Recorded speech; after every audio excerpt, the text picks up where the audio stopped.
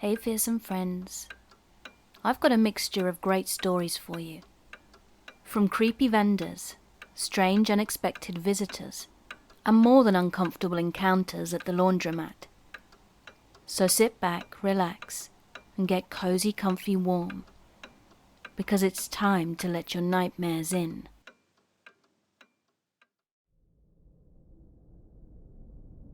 Years ago, man, I'm old, but let's say mid-1990s, I worked as a woodland firefighter while in the Army Reserves. I worked as a spotter, basically being stationed in a giant fire tower in the middle of a national park. My job was just as it sounds. I would use binoculars and look out for fire, smoke, and other telltale signs of fire. My nearest compadre was 5 miles or so from me. My days consisted of working my shift, taking long walks around the fire tower, being on the lookout for anyone who might be having illegal fires, looking out for wildlife, and staying afoot of bears and wolves.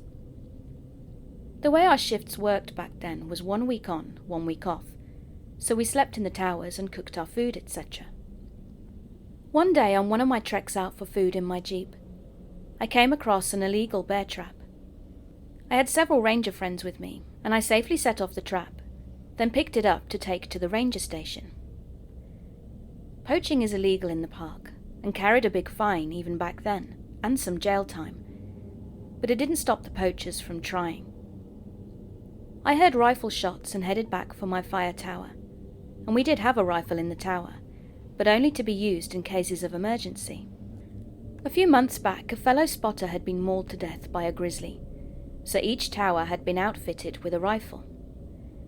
I looked with my binoculars but didn't see anything out of the ordinary, so I radioed my co-worker Ben, who was an older guy in the adjacent tower, and he hadn't heard anything but had come across a few traps himself.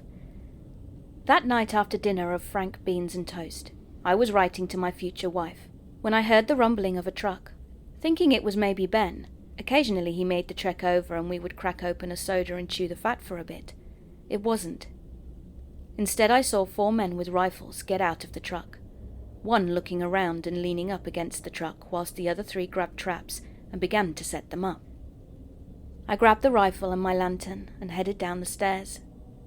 I was only 21 at the time, a farmer's son from a rural Virginia farming town, and even with 1 deployment behind me, I was naive. I should have called it in to the Rangers, but instead I thought I could talk some sense into our 4 dangerous men. I barely got a, "Hey, what are you doing?" out of my mouth before I was roughly shoved by rough hands. My lantern fell, and I heard it crack. Then my rifle was kicked away from me, and I felt the breath leave my chest when I was violently kicked in the stomach. I barely had caught my breath when I was grabbed by 2 of the men and was shoved forward into the woods. It seemed like we'd walked for miles, but in reality it was probably only a mile. However, I noticed that there were no sounds in the forest, and it is rarely silent. It's usually a cacophony of sounds, even at night. Owls, wolves, and crickets. But on this night, nothing. Suddenly I was shoved onto my knees, and I felt hot tears well up. I thought of my parents, my little sister, brother, and my fiancé who were back home in Virginia, when I heard the rack of a gun, and I shut my eyes and prayed. Then suddenly the night erupted, but it was the sounds of sirens, those of forest rangers, and behind them in his pickup, Ben, who had tried to radio me that he had heard a car's engine and come to my tower when I hadn't replied. The poachers were arrested. Ben drove me back to the tower, and I was still shaking. He didn't lay into me for not following procedure, but just said, "That was close, kid." I ended up leaving the job months later to take a job closer to home, but I never ran into any more poachers during the rest of my time. I kept in contact with Ben for a while and sent him a wedding invite, then a photo of my firstborn son in 1997. However, as time usually does, we lost track of one another, and a few years back I googled him to discover he'd passed away a few years back. He would have been 75 or so. I don't know whatever came of those poachers, but I know I never want to meet them again.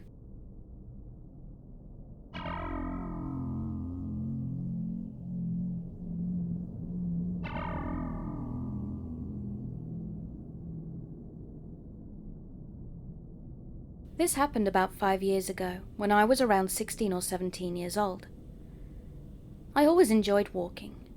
I would spend at least an hour a day walking the roads around where I lived.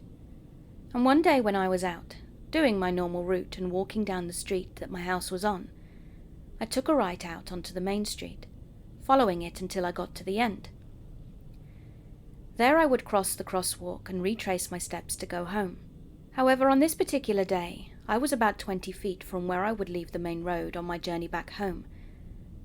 I had my headphones in and was blasting music as always. It can be a bad habit, as I'm a young female that has been in some sketchy situations whilst out on my walks. But since it was daylight and the roads were pretty busy, I figured I was safe. But man, was I ever off with that assumption. As I was about to pass the entrance off a side street before leaving the main road, a black Ford F-150 pulled up, and a man stopped and gestured for me to walk in front of him. So I did so.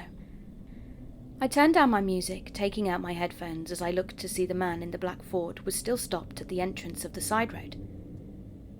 I looked at him puzzled, trying to figure out if he was talking to me, so I pointed at myself, and he grinned, nodding.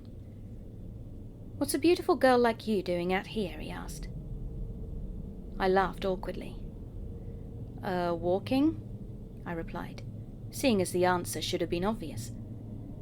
"It's a beautiful day for that," he commented, just seeming to make small talk. "Yeah," I stated, before going to turn around and continue my route home. "Wait," the man called. I stopped and turned around, just trying to be polite, and even though the encounter was odd, I didn't see too many red flags yet. The man then went off saying things such as, "You're so beautiful. You know you have a really nice body. This hot weather is nice for a hot girl." I grew incredibly uncomfortable at this point, seeing as this man had to be in his mid-40s. He had a bit of a receding hairline with black hair, a nose with a protruding bridge, blue eyes that were surrounded by slight wrinkles, and was dressed in a dress shirt.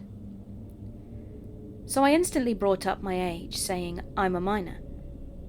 There have been multiple times I've been mistaken for being older than I was, and I was hoping saying this would get this fully grown adult-ass man to back off.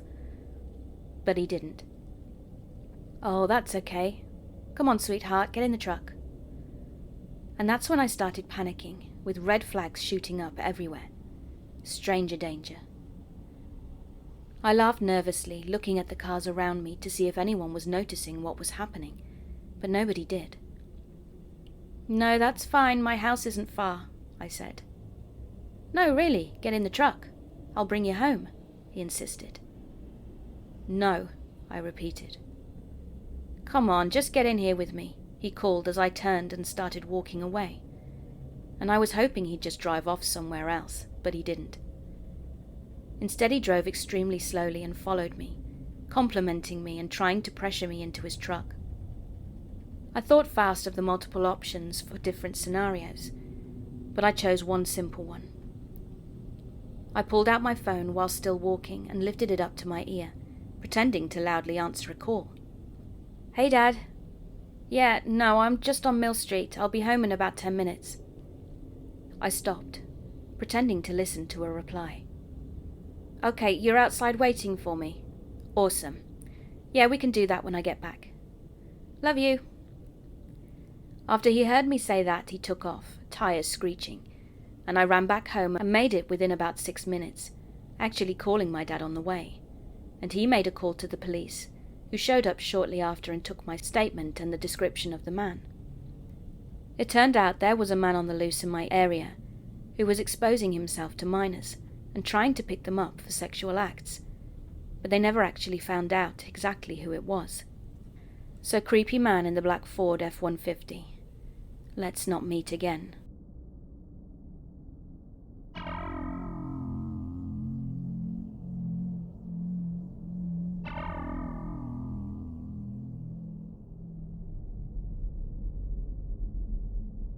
This happened in 2019 when I was in my second year of college and living in a townhouse about a 10-minute walk from campus.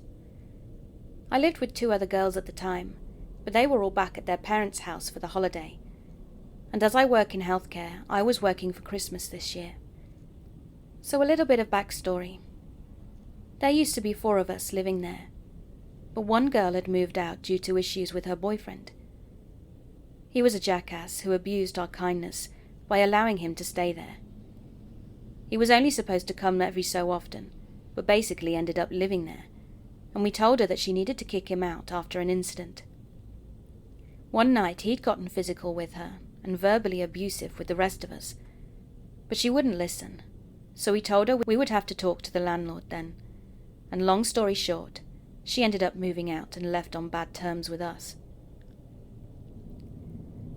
I have been in physically and mentally abusive relationships before, so I understand how things may have been going for her. I tried my best for 2 years at that point to help open her eyes to the abuse and get her away from him, but it got to the point where it was affecting everyone, and we didn't feel safe with him there. So she moved out. Now back to the story. It was Christmas Eve and I was working the next day, so I was getting ready for bed, locking the doors, turning the lights off, and I went downstairs to where my bedroom was. I was scrolling on TikTok for about an hour, and it was now Christmas Day at this point, when I heard what sounded like the chairs in the kitchen moving.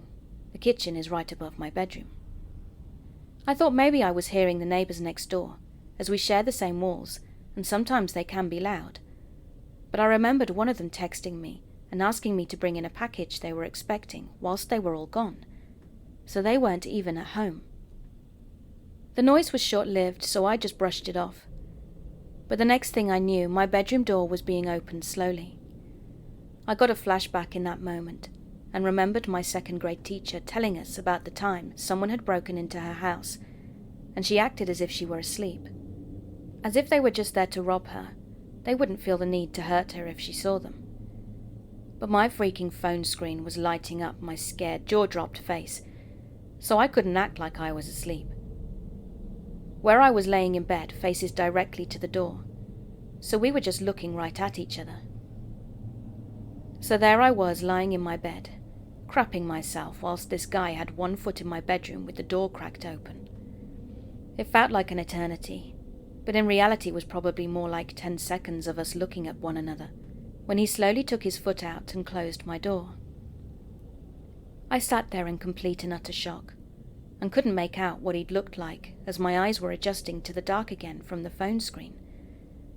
All I did see was a backwards baseball cap, and I knew I had to call the police right then. But my anxious ass knew if I'd called it, it would alert my parents' phones that I'd called. Me being dumb as hell thought, well, I don't want to make them worry. Also, I was scared he might still be somewhere in the house, and I didn't know what he would do if he'd heard me call.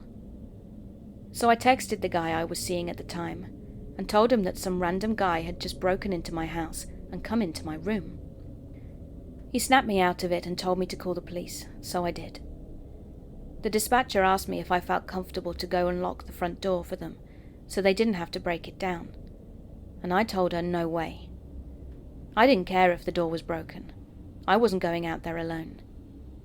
A couple of minutes later I saw flashlights shining through my window, and I heard the police knocking at the door and announcing themselves. They got in and asked me where I was, so I came out of my room and they came and got me. They told me to wait on the back porch, while 2 of them searched the house and 1 stayed with me. It was like what you see in the movies, where they have their guns and turn the corner with their partner and everything. Ultimately, they didn't find anyone, and I said nothing looked like it had been taken, and the police tried to get fingerprints, but were unsuccessful. They then started asking me questions, and informed me that the back door was unlocked and had no signs it had been broken, but I told them I'd locked it. Luckily, the guy I was talking to stayed with me that night, but I still couldn't sleep. I kept having to go check every inch of the house over and over, and place chairs under the door handles on the front and back doors of my bedroom. The next day I informed our landlord, and she refused to come out and change the locks, and she never ended up changing them for the rest of the time we lived there. So every time I go to bed now, I triple check all the doors have been locked. It doesn't matter where I am. I have a dog now, and he helps my anxiety with intruders, as well as a recent purchase of a Ring doorbell. I believe it was our old roommate's boyfriend, though. I think they may have made an extra key for him because he was basically living there. But I don't understand why he didn't do anything to me, the house, or our belongings. If it was someone random, I don't know why they wouldn't have done what they'd intended, and that could be many different possibilities. I don't know what their intentions were that night, but to the man who broke into my house on Christmas Eve, let's not meet again.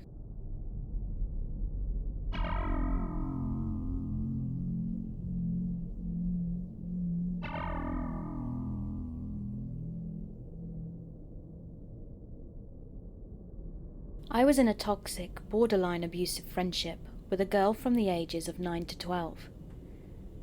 Here's some background information to give you a little understanding as to what my life was like back in the late 2000s, early 2010s. I grew up in a very tumultuous household. My parents hated each other, and my extended family, along with my immediate, were plagued by mental illness and drug addiction.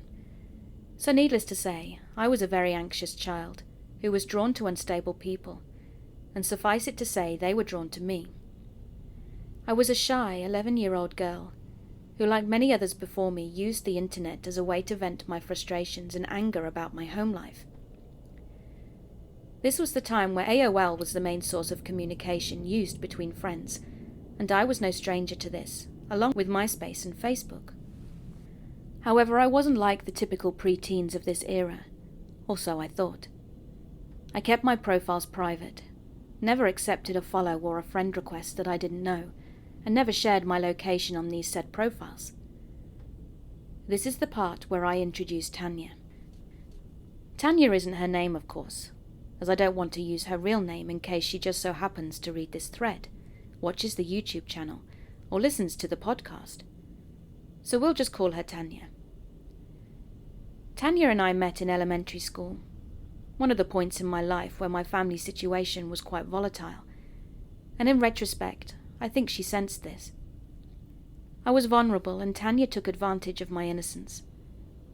She never really displayed any signs of her true intentions in the beginning, as they never usually do. But she would do shady things every now and again, manipulate me into begging my mum to stay on the computer until the wee hours of the morning so we could go on NSFW websites, ghost me when I didn't give her my favourite pen, or she'd yell at me when I couldn't perfect a guitar solo on Guitar Hero. She did some other things to me that I believe my brain blocked out due to trauma. My mum didn't like her either. Parents always have a weird intuition when it comes to friends, and I wish to God I would have listened to my mom before Tanya did what she did to me. Tanya's behaviour changed for the worse when we turned 11. Tanya was openly jealous of my success in school. Granted, she was incredibly smart herself, but she always made it a point to mock me for having great grades, and would always comment that since I wasn't pretty enough, having good grades would be a nice balance. Nice, right? It took me a while to build my self-esteem up after all of the snide remarks she would make about my weight and my face, and only now as a 22-year-old do I think that I'm beautiful and have a wonderful figure. Anyway, back to Tanya. As a result of her jealousy and growing resentment towards me, she began to plot my downfall, and I make no exaggeration either. This girl literally tried to ruin my self-worth even more than she already had. It started in 6th grade. Tanya and I were remarkably close that year, and I wanted to do everything with her. We would talk all day in school, and we would chat all night on AIM. On one particular evening, Tanya and I were talking about boys. Being that we were hormonal preteens, our conversations would usually turn on to who we liked in school that day. Being that I had a horrible relationship with my father, I didn't really trust boys, even from an early age, so it was rare if I developed a crush on one. I remember Tanya and I's conversation going a little something like this. She asked, "Do you know Mark? The kid in my class? Yeah, why?" I replied. I heard he likes you, she said. Surprised, I answered. What? No way. Totally. He told me. You want me to talk to him and give him your username? Yes, of course. Oh my God, thank you, Tanya. My heart was racing. A boy liked me. Impossible. When Tanya told me that she would give Mark my username for AIM, I nearly exploded in my seat. 11-year-old me couldn't believe I was going to have my first real boyfriend. How wrong was I? Fast forward to the next night, I was getting ready for bed, when I heard the famous AOL ding sound off on my iPod Touch. You know the sound I'm talking about. When I checked the notification, it was a message from Markyboy99. I don't remember his username, so we'll just go with something like this. I turned red. Tanya had really talked to Mark and gave him my user. She was truly the best. He messaged me with the usual, "Hey," emphasis on the 3 Ys, and I responded, "Hey." I didn't want to come off as desperate, so I only used 1 Y. Not even 1 minute later, he messaged me back. We talked all night about everything. Our days, how school was, what type of silly bands we liked. Typical 11-year-old stuff. And I have to admit, I was smitten right off the bat. I think it was partly because I never really had a boy like me before, and the other part being that my self-esteem was so low that I never thought a boy would be capable of liking me. Also, it could have been because Mark was one of the most popular boys in school at the time. He played football, was mouthy to the teachers, and was extremely outgoing. All the things a young girl would be attracted to. We talked for months, my puppy love growing for him more and more every time we chatted. Of course I never spoke to him on the phone, nor did I get his phone number, because why would you do that, right? All the while I was speaking to him, Tanya would be gassing me up, telling me how proud she was of me, and that I deserved a boyfriend. My suspicions of Mark only began to grow when I attempted to approach him during school hours. Again, I had anxiety, so I would never really speak to Mark outside of AIM. When I went to talk to him, Mark looked confused, as if he's never had a conversation with me before in his life. He turned away from me on the playground and walked to be with his other friends. Huh? Weird. This wasn't like him. He was usually so chatty with me online that I expected him to welcome me with open arms in person. My ego was bruised. My little 11-year-old mind tried to rationalize this behavior by chalking it up to him not wanting to talk to the nerd, since he was so popular that he just preferred to keep our relationship online. I told Tanya the news, and she seemed to be genuinely heartbroken for me. She was just as angry as I was, and vowed to confront Mark later that day during music class. I was happy. Tanya had my back, and as far as I knew, she was going to tell Mark off about him being a total jerk to me. Well, it worked.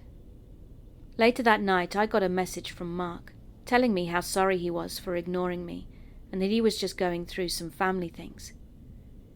Back in love I was. I didn't care that Mark ignored me during school.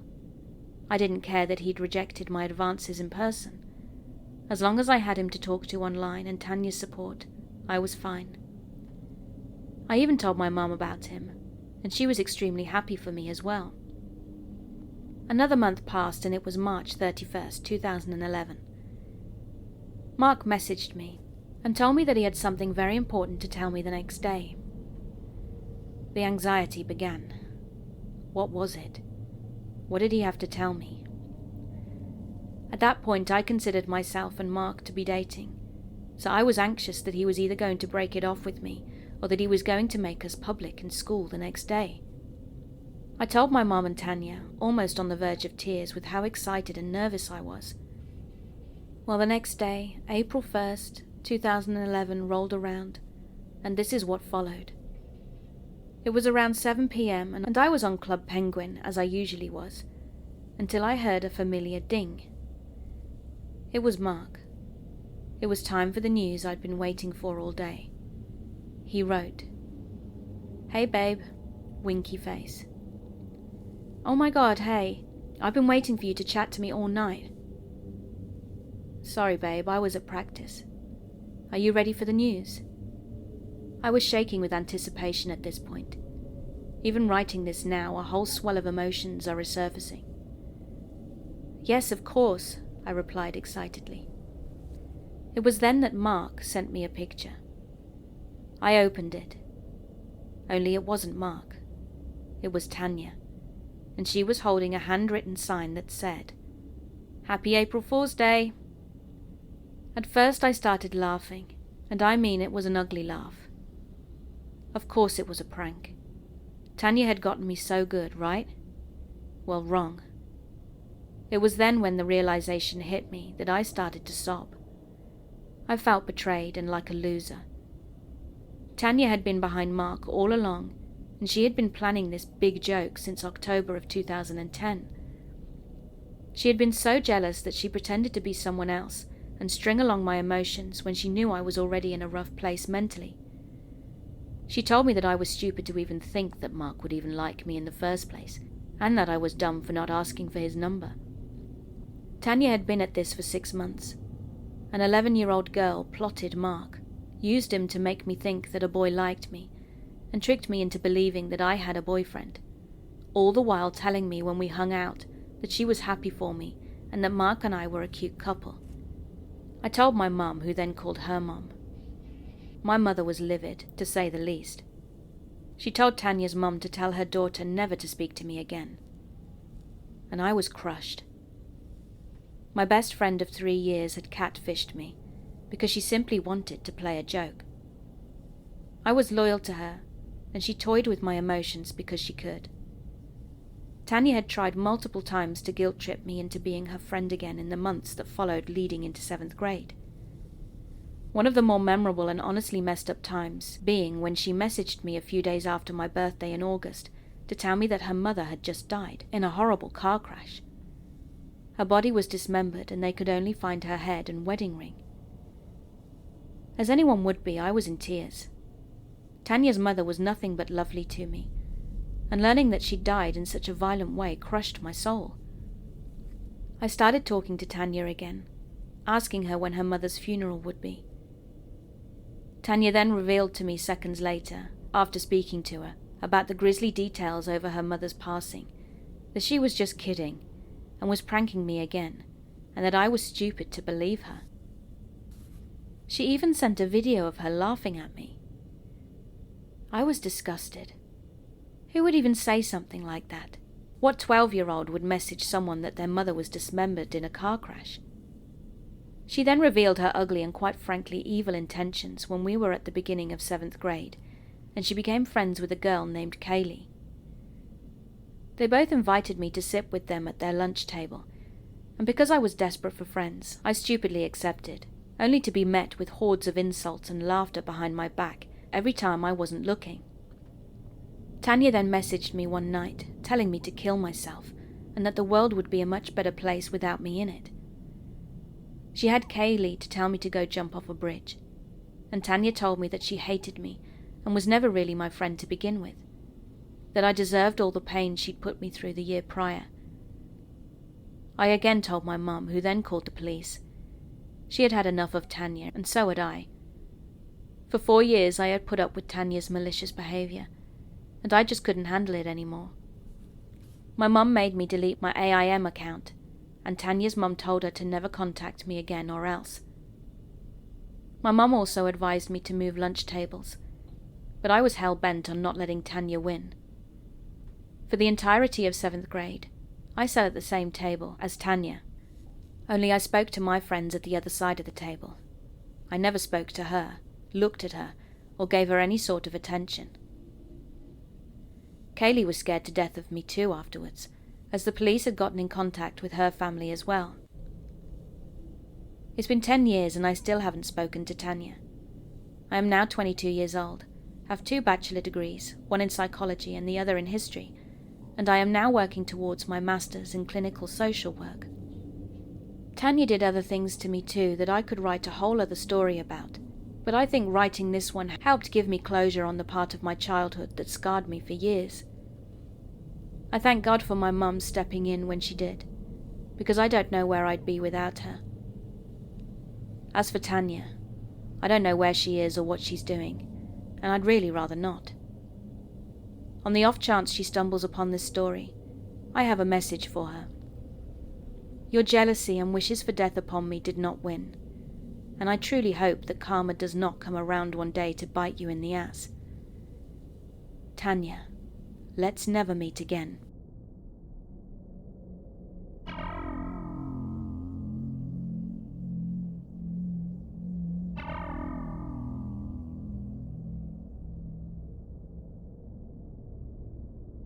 To better paint the picture, here is a description of myself at the time of this incident, which was 3 years ago.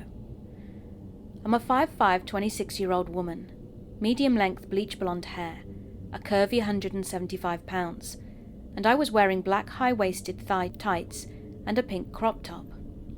3 years ago, I was walking home late at night from my friend's house. It was dark, and at the time I lived in a rough part of a large city.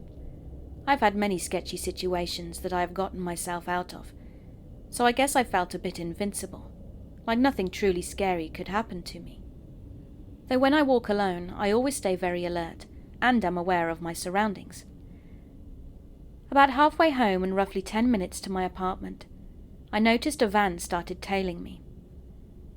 I was used to this since in my city it's very common for a young woman in a rough area to get propositioned for sex, and it's embarrassing how desensitized to this I was.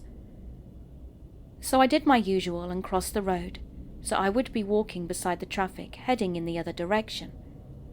I wasn't scared, just annoyed. The van then turned down a side street, then back onto the road I was on and pulled up to me.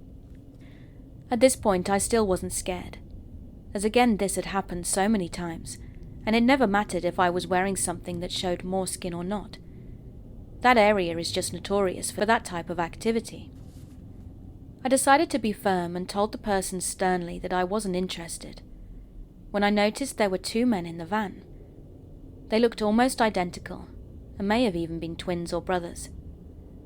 Both men had a very, very dark complexion, dark eyes and short dark hair, and the van didn't move. I was super annoyed and crossed the road again to get away. And at this point I figured this would be enough for them to stop following me. But they didn't. They kept circling back every time I crossed the road, and I don't think I have ever had to put that much effort into getting a horny pervert to leave me alone. So at this point I was starting to feel unsafe.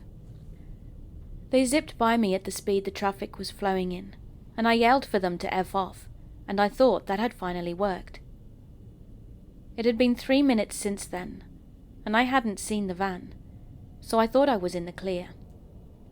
But just in case, I pulled my phone out and was getting ready to call my sister that I lived with. Just then, the van quickly pulled up to me, and before I could even blink, one of the men jumped out of the van, opened the back door and approached me quickly in an aggressive manner, as if he was about to scoop me up and throw me into the vehicle. The traffic in that particular area is very inconsistent, so it was dead, and I imagine that was what they were waiting for. However, just as the man was about to place his hands on me, I tilted my phone and said, "You're being filmed in my live video chat. I gave my friends your license plate number and the police have been notified." I was so scared, but I didn't let it show, and I stayed as calm as I could. The man paused like he was considering whether I was bluffing or telling the truth, so I tilted the phone more as if to give the fake audience a better look at him. Then he jumped into the van and they sped off. I have never been the same since that night, and I'm afraid of walking alone now, even in the daytime. Stay safe out there. And 2 creeps in a van. Let's not ever meet. I hope karma finds you both soon.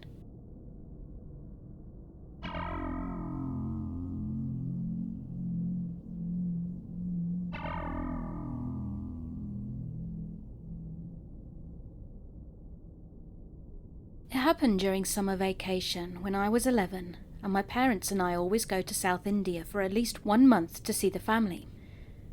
Now, during the whole month of June, there is what we call in our little village the Mango Festival, Mangani Festival, and it's a religious festival where divinities' statues are exhibited in parades. There is also a large alley filled all along with small temporary stands where people can buy lots of different things like street food, fruits, toys, clothes and more, all at very cheap prices. My mum and I always go to these little stores in the evening at around 5 or 6 when it was already dark, because going during the daytime is just too exhausting with the unbearable heat, plus the crowd. At that time, though, the alley is still very bright, lit up by the stores and the decorative lights.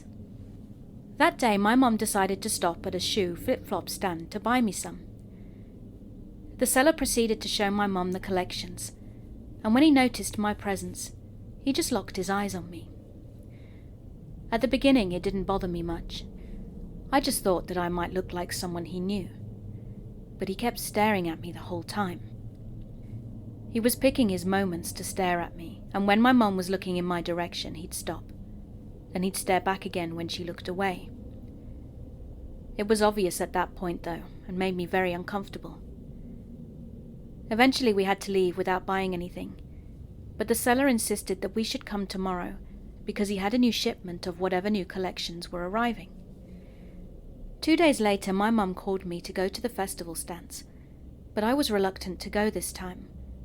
I told her I was genuinely tired and just didn't want to, but she yelled at me, saying that I was always lazy and wasting my summer vacation by staying at home all day. So I went with her. Our first stop was at the cheap jewelry store. Then, my mum made me do something that I always hated, but she did it all the time in order to help me with my shyness. She said, "Take my purse and go to the shoe stand by yourself and buy a pair that you like. I'll be watching you from here." I refused at first, but she progressively raised her voice. So to avoid being humiliated in front of other kids, I did what she said. When he saw me approaching his stand, he welcomed me with his unsettling smile. He proceeded to show all the new sandals, and as I was his only customer, he even took the time to put the sandals on me one by one, asking if they fit well. At that point, I just took whatever shoe quickly to get out of there, and now it was the time for the checkout. I was, and still am, stressed to order or talk to a vendor. I used to stutter a lot during these social situations, but this time it was different. It wasn't only stress, but there was also this fear and this gut feeling telling me that this man is strange and that I shouldn't be here with him alone. I handed him the money and was waiting for my change, but his demeanor suddenly changed. He became fidgety and showed frustration over the cash register. He then said that the cash register had broken for some unknown reason and that it wouldn't open. I glanced outside to see if my mum was still watching me, and she was, and when we made eye contact, she made a gesture with her hand, telling me to hurry. She was observing at an angle, and I was next to the cash register at the corner. I couldn't see her properly anymore, and at the same time the seller told me that he had another cash register in his trailer, so then took my money and went there. It was a sort of open shop, so you could see his trailer if you were right in front of it. He went inside his trailer for a long time, and I could hear voices of another person inside. They were talking, but I couldn't understand exactly what they were saying. So for around 10 minutes I was just standing there, waiting awkwardly and peeking back at my mum occasionally to make her aware of my presence at the checkout. Then another client entered the shop and was looking at the merchandise. She asked me where the vendor was, and I told her he was in the trailer. At the sound of our conversation, the vendor peeked from the trailer window and said to the woman, "We aren't taking any more clients, ma'am, as we're closing soon." The woman left soon after, but it seemed strange that he decided to close so suddenly and so early. It was only 6 p.m, and usually the shops closed late between 8 or 9. I couldn't leave though, as I was still waiting to get my change back. Then the vendor peeked from his trailer's window again, and said that he'd finally managed to get my change. He then made a sign with his hand as if to say, "Come here." I was unsure about what he wanted, so I said nothing and waited where I was awkwardly. After a moment he peeked back and said, "You can come now." I was confused. Why couldn't he just come outside and give my change back? And why the hell was he taking so much time? I didn't say anything, but instead I peeked back outside to see my mum.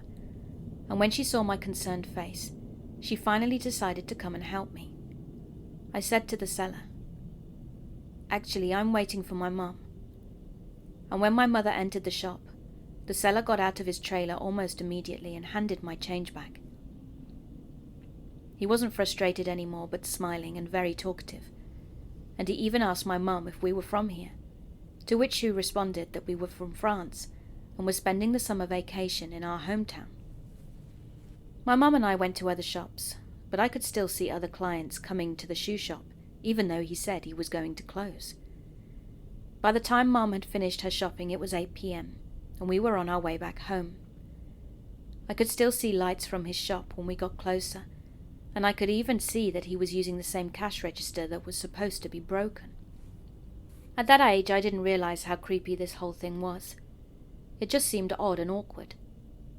But years later, I finally realized that his gaze, his behavior, and his touches were all so wrong, and that night I bet his intentions were even worse. Luckily, that night was the last time I ever saw him, and during the festival of the following year, I couldn't find his stand anymore, and the slot was occupied by a street food stand. So yeah, creepy shoe seller, let's never meet, please.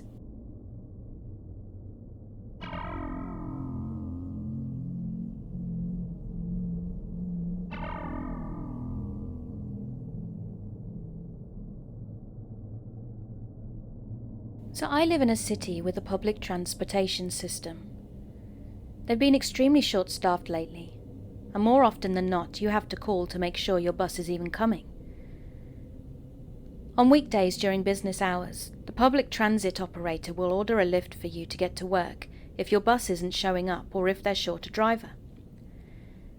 So on Tuesday I was at the bus stop after checking multiple times if my bus was coming, only to find that it wasn't. They ordered me a lift, and this nice older gentleman was my driver. We made casual conversation, but he started to ask personal questions. Now, I'm a bartender, and I'm super friendly already, so I didn't think his questions were ill-intentioned. I told him I wasn't married and that I was pretty much a loner, basically going to work and coming home to spend time with family. He then said, "I'd marry you in a heartbeat." Again, I was just thinking he was being funny and nice. Then I asked him to drop me at the downtown grocery store so I could pick up some things that I needed for work. When we stopped, he said he was just joking and that he was married and had a son my age. He asked if I was interested in maybe meeting up with him. And since I have a terrible track record, I figured it wouldn't hurt meeting someone out of my circle and comfort zone. So I gave the man my number and we parted ways. The next morning he texted me and asked if I needed a ride to work. I told him he didn't have to do that and that I was sure my bus was running. But he said it would be his pleasure and he'd pick me up at my house at 3 p.m. Then about an hour later he asked if I wanted to have lunch with him before I started work. I told him I was busy and that I couldn't do that. So he said, "Okay, I'll see you at 3. He showed up at 3 and let me know he was outside, whilst finishing getting my things together. I opened the door and he was starting to walk up my stairs to my house. I told him I was ready and we could head down, and when I got into the back seat, he turned around and said he had a confession to make. He told me that from the time I'd first taken off my mask, his heart danced like a butterfly.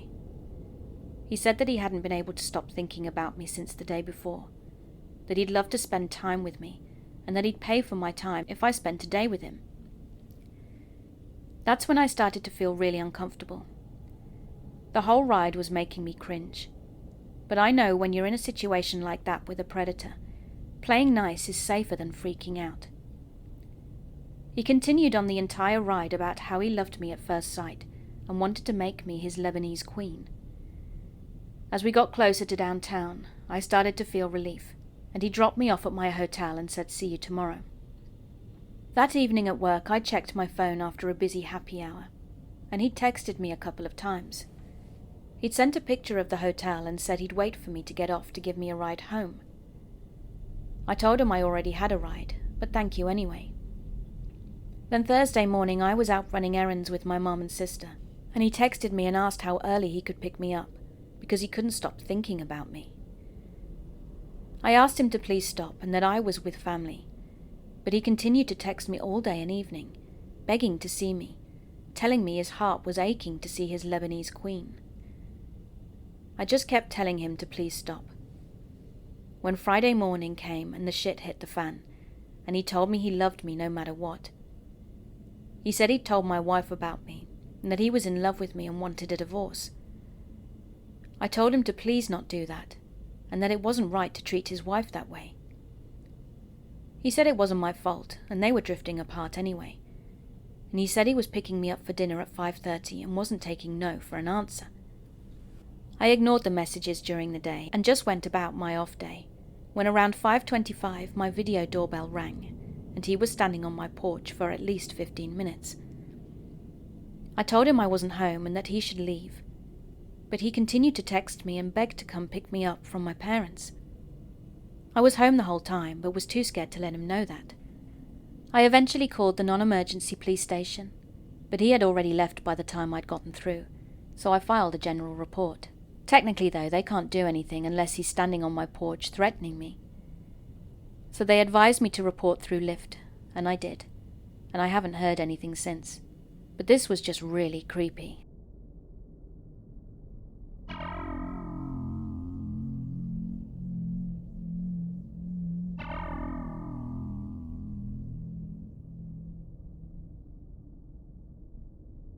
I'm a 26-year-old male, and am of a larger build.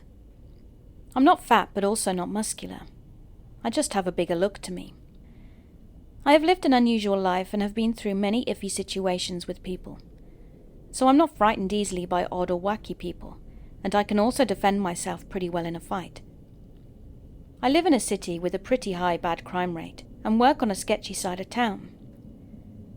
Whilst not the most crime-filled, it is still sketchy, and you get shady people once in a while. I'm also a fan of the dark life, so I love walking at night and don't really get scared.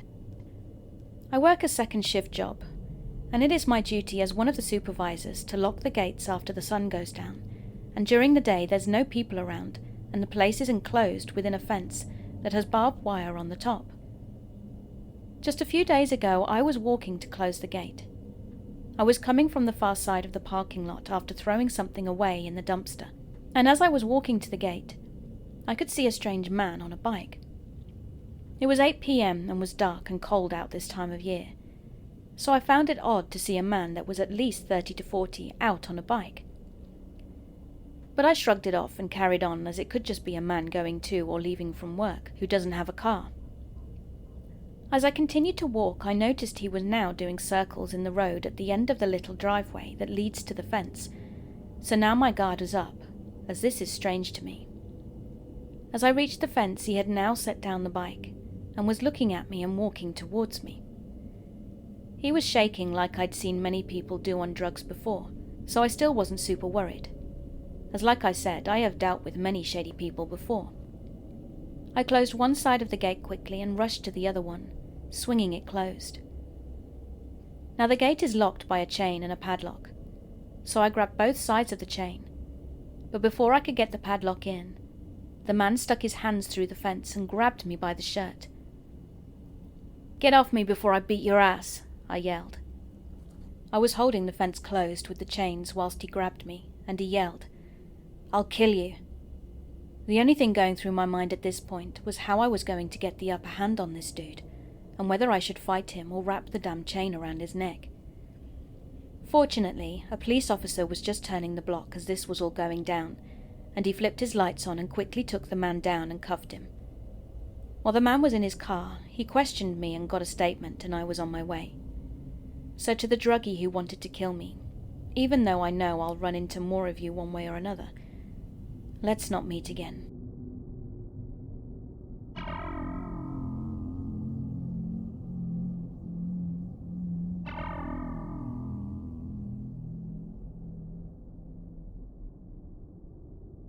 A few months ago, I, a 22-year-old, was at the local coin laundromat, and I'd gone late around 10 p.m. because I had been studying. The laundromat is pretty small and closer to the edge of the beach town I live in. The town is pretty well known for drifters and people experiencing homelessness, but most people are friendly, and there is a lot of drug use, but I've never really felt scared before. So that night everything was fine, until I went to move my laundry to a dryer. I was listening to music on my headphones, but not very loudly, when suddenly I just got the feeling that someone was watching me.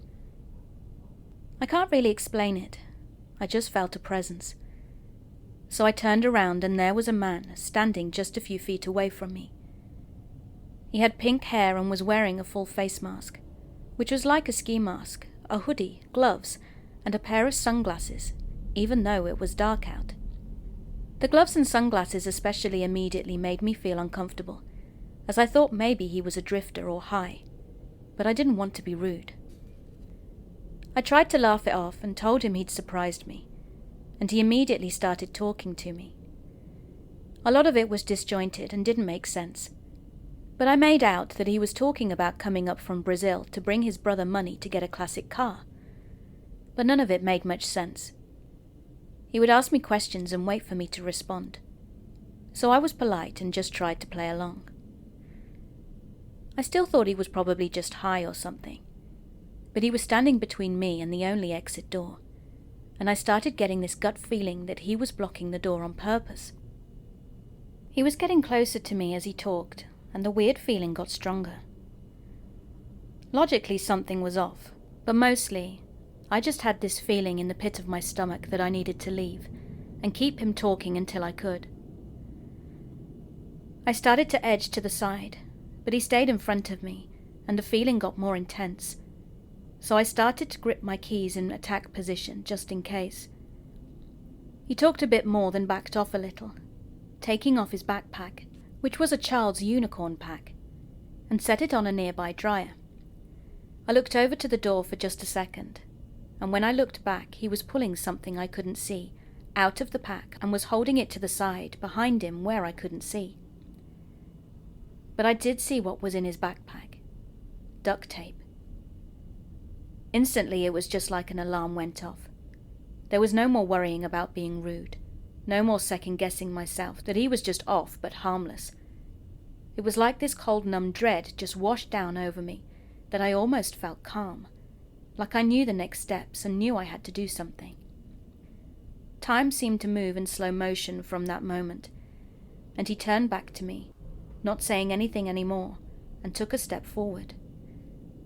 I gripped my keys as tightly as possible and tried to mentally prepare to fight. I remember being afraid that I could move too slowly or be too weak, just like in a nightmare. But all of a sudden the door to the laundromat opened, and a woman walked in, barely even looking at us as she went to get her laundry. It was like a scene in a movie. A moment of intensity just interrupted by something innocuous, and suddenly it's over. He just turned, got his bag, and left. I was so scared I just stayed there for a minute until I could get my laundry and just go home. I didn't report it as I never knew what to say, since nothing had actually happened. But when I think about it, I think the scariest thing is that he left as soon as someone walked in.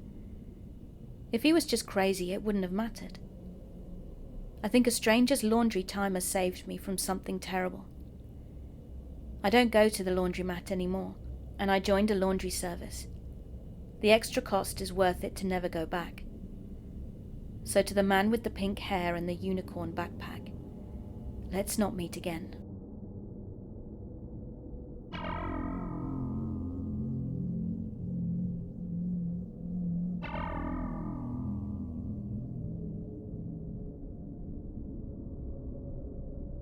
A few years ago, I entered the University of Lausanne to start my medical studies. I had just arrived in the country and in the city, and I was very excited to start my year to discover the university and to meet new people. Everything was going great until the end of the third week. By Friday night around 9 p.m, I left the library, said goodbye to my friends and started on my way home. The pace of work was already very intense, so we had been working all day, and I was in a rush to get home. It was my favourite part of the day because I put on my music, took the subway, then the train, and it gave me a chance to rest. That night it was cold, so there was no one left outside. It takes me about 7 minutes to walk from the library to the subway, and as I was walking quietly with my music in my ears, all of a sudden I got a shiver that ran through my body from head to toe. I started to feel uncomfortable, as if someone was watching me, and at that point I paused my music and decided not to turn around to check, in case the person was trying to be really inconspicuous. If I'd noticed them, something might have happened, and I didn't want to run either, because I'm not sure if I could run faster, and I didn't know where to go. At this point we'd passed a glass building, so I decided to look inside and pretend I was fixing my hair. I quickly glanced from the corner of my eye, and my blood ran cold. There was definitely someone walking a few feet behind me in a hoodie, so I tried to reassure myself that he had just finished work and was going home. He was just cold, and that's why he was wearing a hoodie. But I didn't see a backpack, and there were no residential buildings around. I then decided to send a message to my mother to say, "Come and get me, please. I really don't feel safe." Just to note that the university is 30 minutes by car from my house. At this point I couldn't find any other solution, so I decided to take refuge in a building whilst waiting for my mother to come and get me. As I was about to go back, I opened the door, took off my helmet and went down the stairs to find a hiding place, which was by the 3rd floor. I thought I was out of trouble, when suddenly I heard the door I'd come in through open up, and this time I was sure. He was after me. But since I was new to the city, I didn't know this building and where it led. I ran downstairs at full speed and heard behind me the footsteps of this guy running down the stairs at full speed too. I ran without looking back, being sure that he was running faster than me, and that he would catch up with me. I didn't even know where I was going, but I prayed that I didn't come to a dead end. Looking back, it was really like a maze, the maze scene in the movie The Shining. I didn't know how far ahead of him I was, so I opened a window in the hallway to make it look like I'd already gone, and also opened a door a little further. It was a huge auditorium and it was dark, so I went down the stairs and hid under a desk in the middle on the right and put my phone on silent. My mum had already been texting me, asking me what was going on, and said she was on her way with my dad. I replied and told her what building I was in and said, "He's looking for me, please come quickly." I hid under that desk thinking I was screwed, as where I was sucked as a hiding place, and I was sure he was going to find me any second. Then I heard a thud and a huge scream, and I don't think I've ever been so scared in my life as when I heard that scream. For 15 minutes my mother was sending me messages, telling me to hang on, and at the end of those 15 long minutes waiting for him to find me, I finally got the message from Mum saying she was with the police and they were going to enter the building. They just needed to know exactly where I was. I just told him it was the 2nd floor, as I had no idea what room I was in or which way I was going. After 2 minutes I heard the door of the auditorium open, and it was thankfully the police. Once I got out, they took my statement and said they would check with the university management. The next day they contacted us and said that they'd seen on the surveillance cameras that there was indeed someone who had followed me when I entered the building. But there were no cameras inside, so you can't see the guy's face, and therefore you don't know who it is. They just said that security was going to do patrols at night, and advised me to have someone with me from now on when I go out at that time of night. We never heard anything about it again. Thank goodness.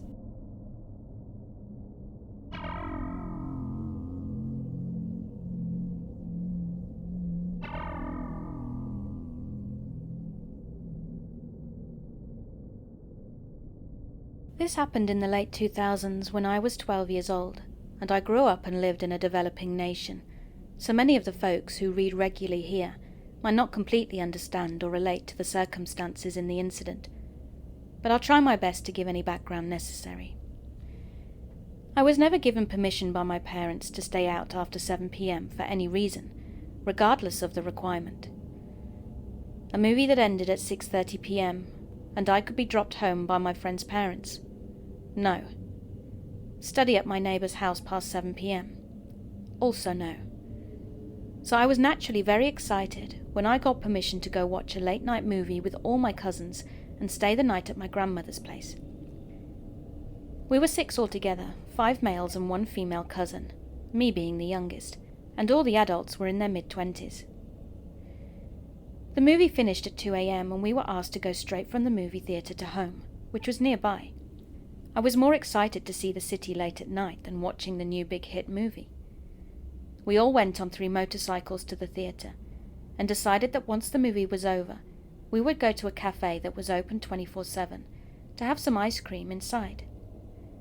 This was the only place that was still open and was relatively far away from my grandparents' house.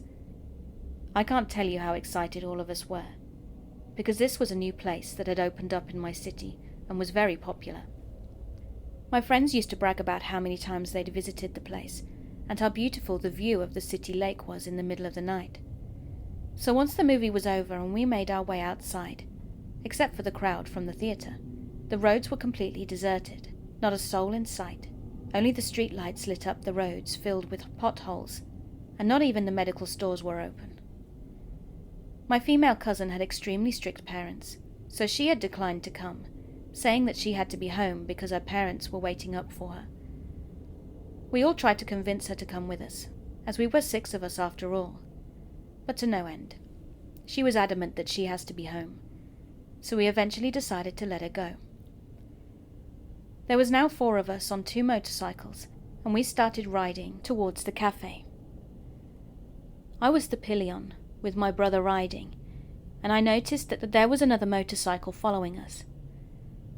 I told my brother immediately, and he said they're probably going to the same place and to ignore it. But a little further on, another motorcycle asked my cousin to stop and pretended to ask for directions. They stopped, thinking these guys were lost, and began giving them directions, when just then 2 more motorcycles showed up and surrounded us, and suddenly there was 8 of them. By this point we'd realized that this was an ambush, but it was already too late. One of the guys pushed my cousin from his bike onto the ground and started hitting him. The rest of us were trying to defend him, and once the fighting stopped, one of the cousins was bleeding all over already. They started to ask us to call our female cousin and tell her to come back. They had been following us from the theatre. They said to tell her we just needed to talk to her, and at first we pretended we had no women with us and we didn't know what he was talking about. But he said he would kill all of us if we didn't ask her to come meet us. The roads were abandoned and the occasional car that did go by just passed without slowing down. Most likely the people in the car were afraid of getting involved, as the guys were clearly having fun, laughing whilst they punched and kicked us. So with no help in sight, one of my cousins suddenly punched one of the guys and yelled, "Run!" And instinctively we all ran in different directions, abandoning our motorcycles on the street. They gave chase on foot at first, then they went back, got on their motorcycles and came after us through the streets. I didn't have a mobile phone with me, and I was unfamiliar with the area, so I ran in a random direction, looking for a hiding place. Then I jumped a wall into someone's house, whilst the motorcycles drove by on the road. I didn't know where the rest of my cousins were at this point, especially the one who was bleeding badly, and the house I jumped into was home to a huge dog, who started barking at me, waking up the owners. They'd obviously assumed I was there to rob them, but having one look at a 12-year-old boy in tears and clearly shaken, they asked me what had happened. I explained everything and told them I had no idea where my brothers were. So they gave me a phone and I called up the police, who said they would dispatch a patrol car that we could expect to arrive in 2 hours. I had all my brothers' numbers memorized, but didn't want to call them, as I was afraid they might be in hiding, and a ringing cell might give them away. I thanked the kind people who took me in, but I had to get to my grandmother's place to find out if my cousins had made it back safely. I left the kind people and snuck through the streets to find my grandparents' house, and once I arrived, I found that 2 of my cousins had made it back, but my brother was still out there. Finally he called us and told us that he was in hiding and would be back once the sun comes up and there's a general crowd outside.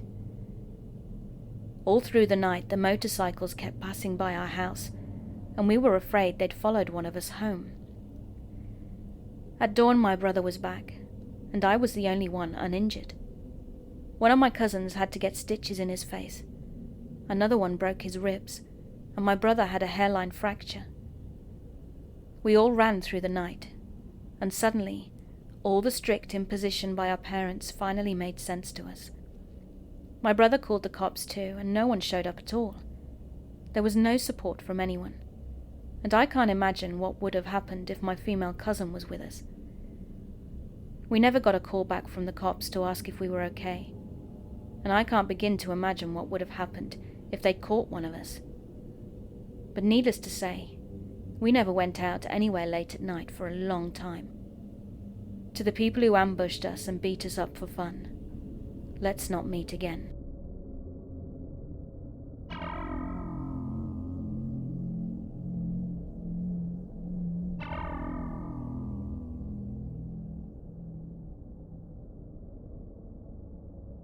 This whole thing started in 2005 when I was 14 years old, and it ended in 2011 when I was 20.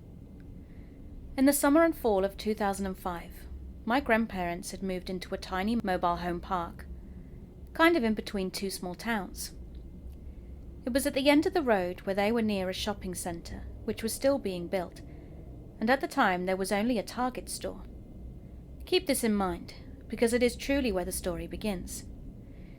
Being as I stayed at my grandparents' home quite often, I think 3 to 5 days a week, and it was the only store out there, we were there quite frequently, and no specific employees ever stood out to us, nor do I remember ever seeing, let's call him Alvin, there either.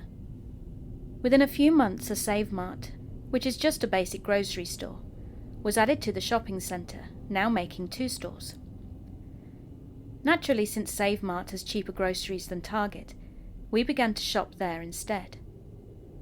This is where Alvin made himself known whether he intended to or not. I can't tell you how many times we would go down random aisles, and this dude would just show up. At first he would act like he was just restocking shelves or cleaning, but eventually he would just stand there and stare at me, and would do this in every aisle we went to. Then as we would leave, he would refuse to let anyone else bag our groceries for us, bag them himself, and then follow us to our car even if we refused to help. Now this went on for months, until just as quickly as he'd made himself known, he quickly disappeared. Or at least we thought he had. As time went on, things were quiet, and eventually I started seeing Alvin again around Save Mart, but he no longer did the weird stuff like before.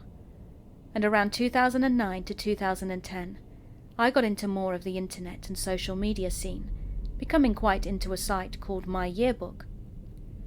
I was actually quite popular on there, and would get multiple friend requests a day. So when I got a request from a guy named Alvin, I never knew this guy's name, no alarm bells went off.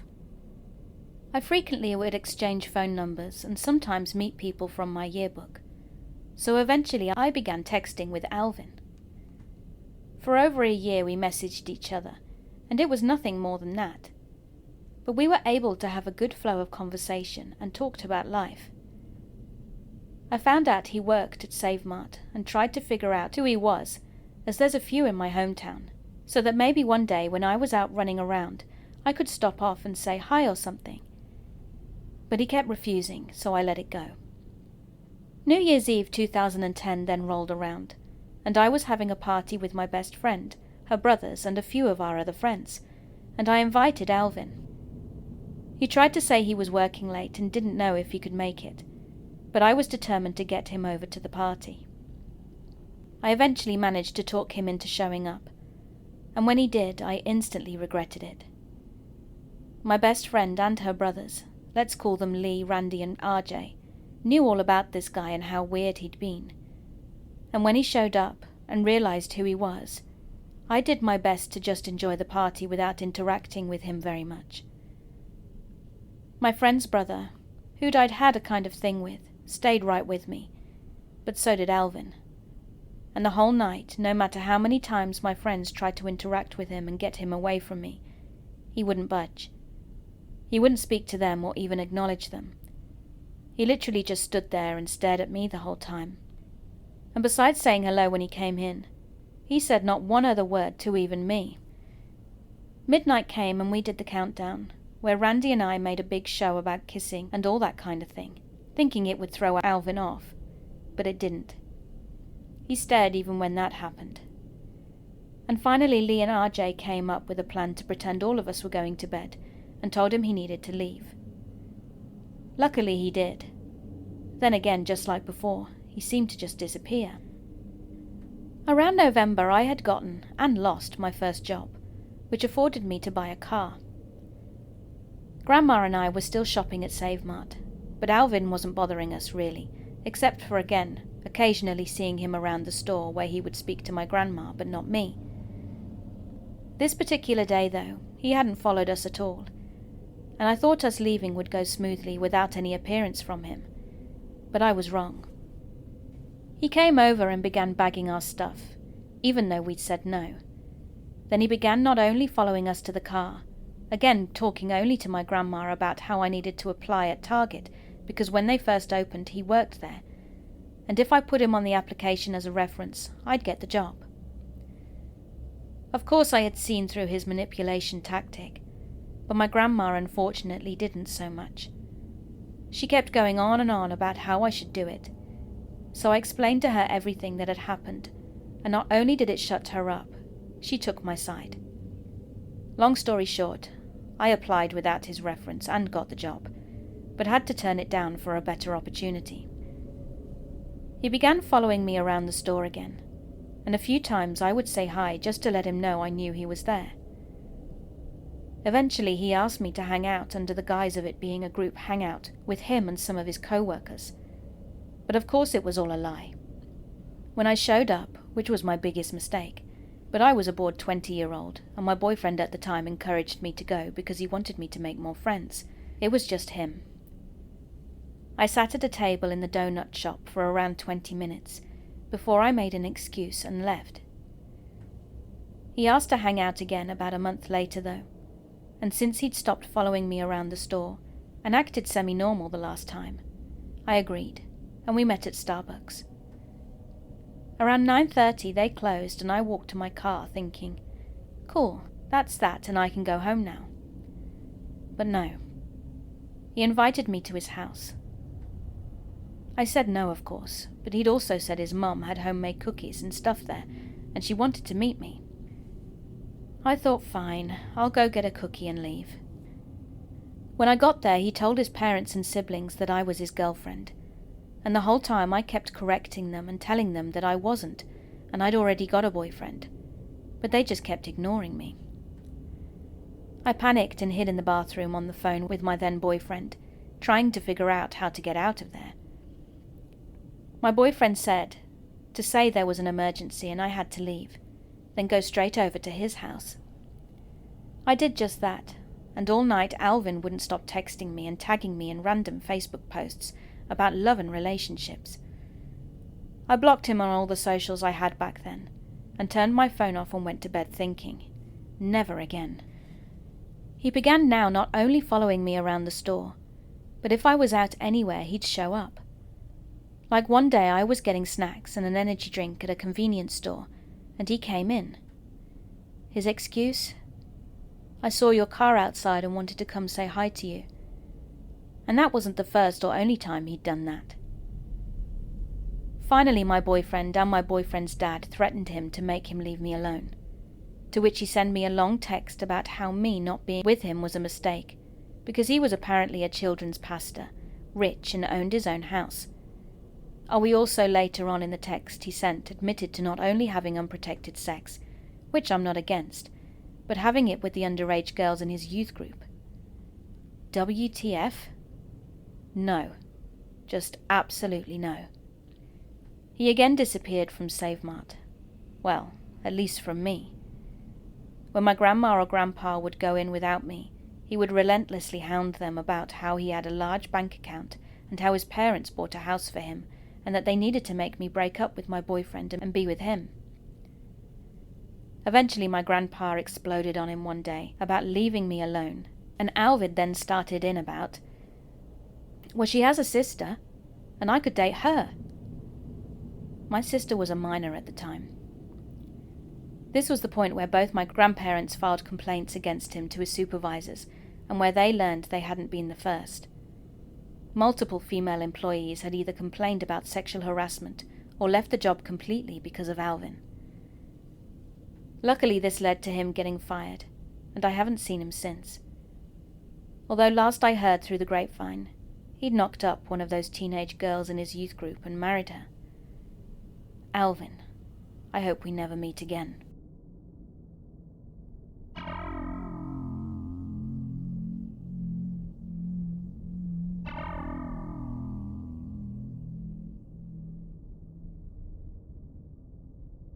This next story includes animal cruelty, so feel free to skip ahead.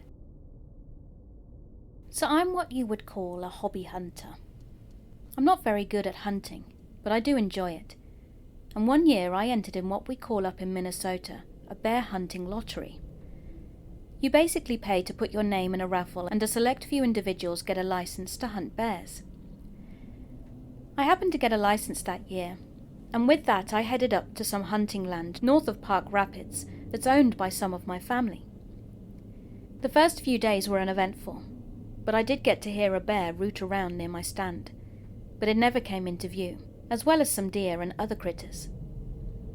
On my third night there was no longer any shooting light, so I went to climb down the tree that I was in, when I heard something. I quickly realized it was a person, since deer are too quiet and bears are louder. Sure enough then, a guy in black sweats came into view dragging a bag behind him. I immediately thought he must be trying to dispose of a body, but he then turned around and seemed to look right at me, and at the same time I wasn't sure if he'd seen me. I then heard him make his way over to my stand and begin climbing. I leveled my .44 lever-action rifle, loaded with a special bear load, towards the man, but I thought, am I really willing to kill this guy? Fortunately, he stopped more or less halfway up, climbed back down, picked up his bag and carried on into the trees. I waited until I was damn sure he was gone, and as quietly as I could, I climbed down and took off running towards my cabin. Not a minute after I was on the ground, I heard rapid footsteps and manic breathing behind me, so I turned to look, and that same man was reaching out to try and grab me, being only an inch or so away from me. I whipped around and fired a shot, catching him in the shoulder, causing him to scream in pain. I made it back to my cabin without further incident, and called the police, who arrived surprisingly quickly. I led them to where I'd shot the man, and we followed the blood trail until we heard a scream, followed by a bear roaring. The officers and I all rushed towards the commotion, and saw the man hidden behind a log, yelling in terror, as a black bear stood over him on its hind legs. I leveled the gun on the bear and placed a shot right through its head, and the cops lit the bear up with their shotguns and pistols. They apprehended the man, and as we walked back to the cars, I managed to glean some info from one of the cops. Apparently this guy had been responsible for killing a Japanese corner store owner in a robbery attempt. And after all this was said and done, I even got to keep the bear, and I'm reminded of this event every time I look at its skin rug on my wall. I suppose I ought to be traumatized or something, but I'm not, and part of me is honestly glad I'll always have a story like this to share.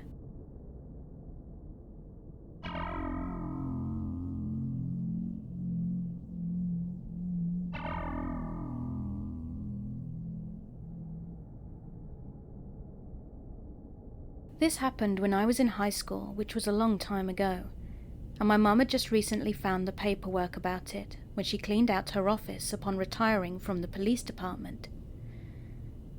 I remember being upset and scared when it happened, but reading the details as an adult, it sounded even worse than I'd remembered. I was 17 years old and a female and was working at a flower and gift shop. It was night time when a man came in.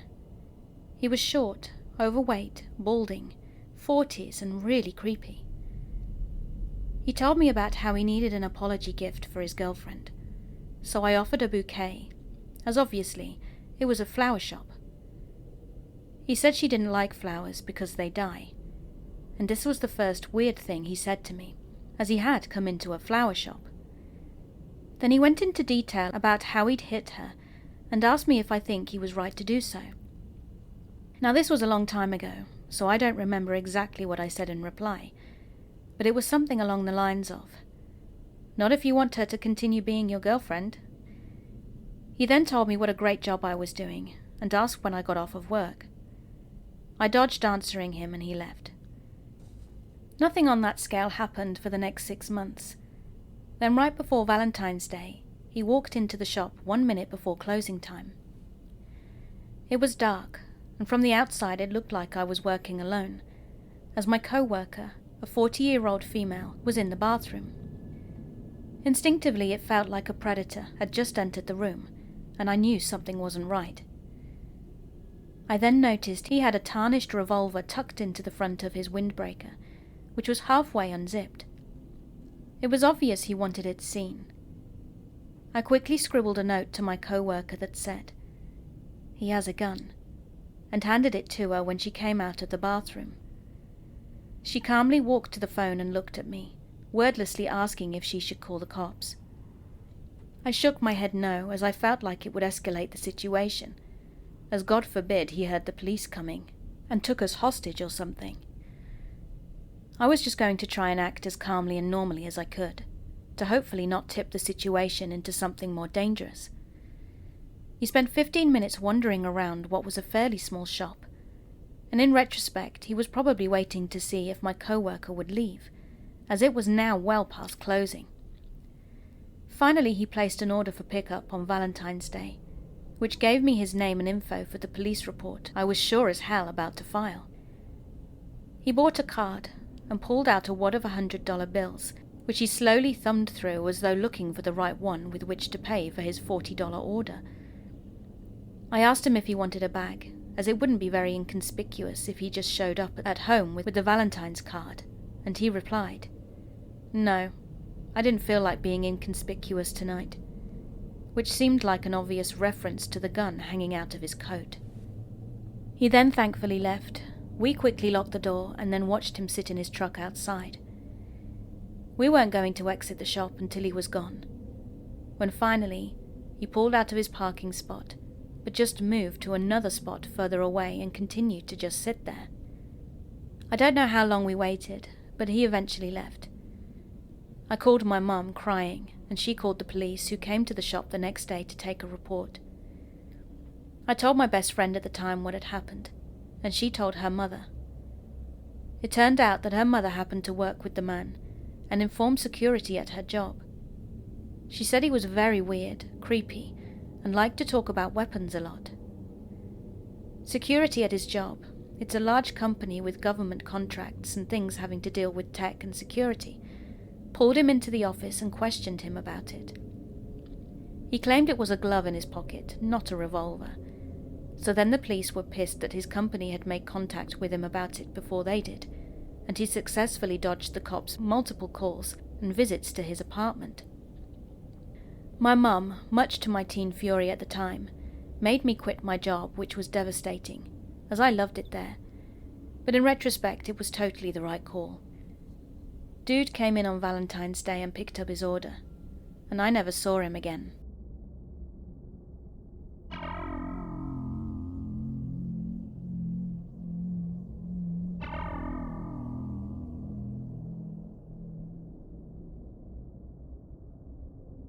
So I, a 28-year-old male, got really drunk today early on after work. I work a night shift, and I passed out all day until my shift tonight at 10. My wife, a 23-year-old female, came home from school at around 2 p.m. whilst I was knocked out, and within 10 minutes of her being home, someone knocked on the door pretty aggressively. We live in an apartment building, but our entrance is outside on the first floor, with our windows facing along a busy street. Even though the door is completely accessible, no one ever really knocks on it unless they are staff from the building, so she ignored it initially, thinking it was nothing since we know we didn't call maintenance and there were no inspections. The person knocked even harder though again, so now she felt inclined to answer. It was an older man, missing a tooth in the front, and was leaning on a cane. He was carrying himself in a very shy and brittle manner when he said, "Oh, is there a Melissa here?" And she said, No Melissa."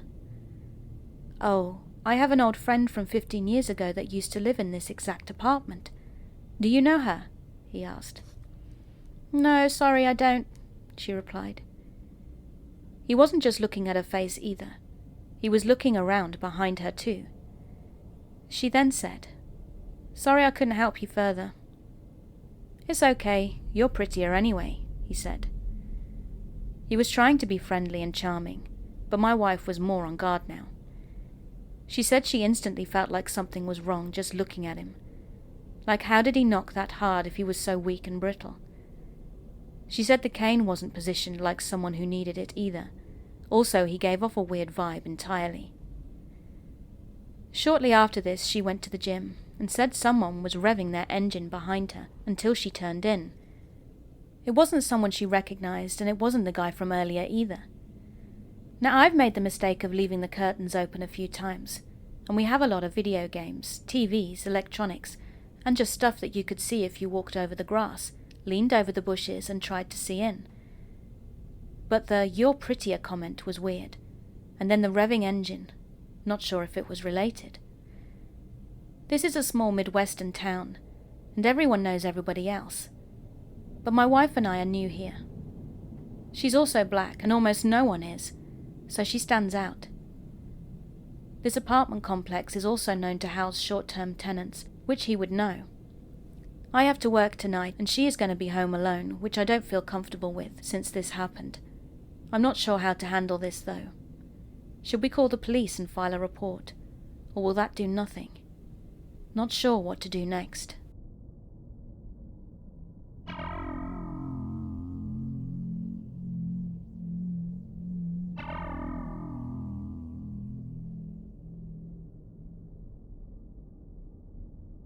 This happened a few years ago when I was about 15 years old, and it was a pretty common occurrence for my family and the families of my two best friends of the time that go out for dinner regularly. During one such time, my best friends and I decided that it would be more adult and cool for us to sit away from the rest of our families, to just eat and chat at a separate table. We were a couple of young teens having a fun time, and that's when one of my friends, Jenny, whispered that the guy sitting at the table next to us seemed to be staring at me. I turned my head slightly and realized that he did seem to be looking my way, but I just brushed it off. I mean, we were at a restaurant. People looking around seemed normal and innocent enough.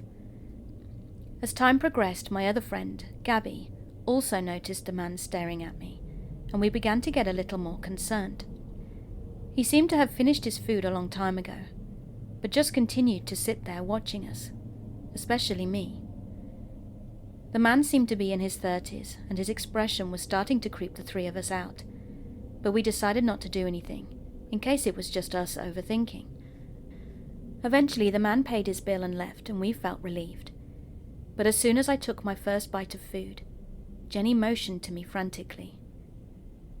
We were sitting by a window, and as it turned out, the man had left the restaurant, but he hadn't fully left the premises. He was actually standing below the window, continuing to stare at me. At this point, we realized this wasn't normal behavior, but we also didn't want to alert our families and cause a scene. So we kept eating, but also kept our attention on the window. By the time we were all done with dinner and our bill had been paid, the man was still outside, and we were worried he would try something, so we stayed close to our dads on the way out. He followed us as we walked to our cars from a distance, but eventually changed direction and left. The whole ordeal was super creepy to us, but we let it go. Well, it was over, or so we thought. 3 months later, the three of us decided to visit the busy downtown area of our city for fun. We were standing on a street corner, trying to figure out where to go next, when I felt Gabby tapping my shoulder. At first I didn't respond, but as she'd continued, I looked up and felt like my heart had stopped. It was the same guy from the restaurant. The restaurant had been nowhere near where we were currently standing, yet somehow, by sheer coincidence, we had run into him again in this hugely populated city. The guy made eye contact with me, and I could tell he recognized us. We immediately walked away as fast as we could, and he started to follow, but after a few minutes eventually we lost him. We tried to then continue with our plans and ended up having a good time, all things considered. However, just when we had decided to head back home, we ran into the guy and one of his friends again, and this time we were really freaked out. He'd spotted us again, and this time him and his friend followed us. Gabby told us that maybe he wouldn't come after us if we went into a makeup store, but no, they walked right inside after us. At this point, Jenny was ready to call the police, but we decided to try and lose them one last time by ducking into a toy store. We stayed in the store for a while and kept an eye outside as they walked back and forth for a few minutes, looking for us. But eventually they left the area, and we decided that now was the time to make our move and leave. This time we lost them for good, but the whole ordeal was beyond stressful. The three of us never told anyone else what had happened, and I still don't know what he wanted from me or what would have happened if he had caught up to us. But I'm glad I haven't seen the guy since. All these years later, my friends and I think back to this incident and still think about how crazy the odds were to meet the same creep more than once in completely different random places. To the creep who stalked me and my friends, let's never meet again.